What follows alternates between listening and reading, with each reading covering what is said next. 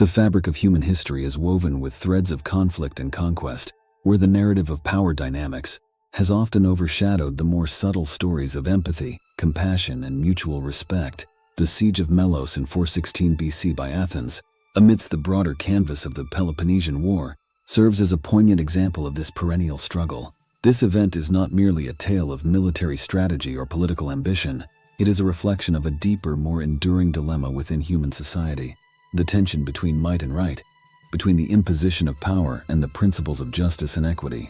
This ancient episode underscores a fundamental aspect of human nature and civilization: the often unchallenged assumption that strength grants entitlement, that the powerful are justified in their actions simply because they possess the means to enforce their will. This worldview, pervasive in the Greco-Roman world, did not question the morality of subjugation and exploitation, but rather accepted it as a natural order of things. Tom Holland's reflections on the Greco-Roman world reveal a civilization striking in its achievements and yet profoundly unsettling in its moral blindness to the value of the individual, especially the marginalized and powerless.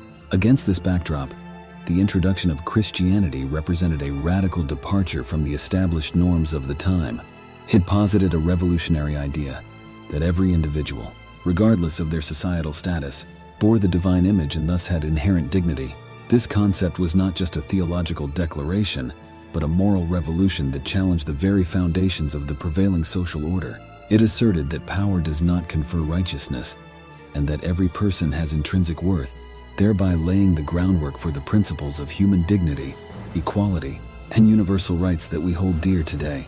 The modern discourse around wokeness can be seen as a continuation of humanity's long engagement with the concepts of justice, oppression, and the worth of the individual. While it draws from the Christian tradition of valuing the marginalized and condemning oppression, it also illustrates the complexities of applying these principles in a contemporary context. The reduction of complex human identities to simplistic binaries of oppressor and oppressed, as critiqued in critical theory, fails to capture the full spectrum of the human experience and the universal need for redemption and forgiveness.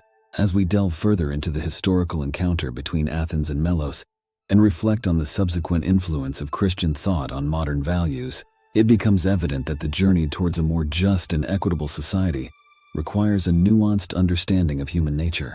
It calls for an approach that transcends simplistic categorizations, recognizes the inherent worth of every individual, and fosters dialogue, empathy, and reconciliation.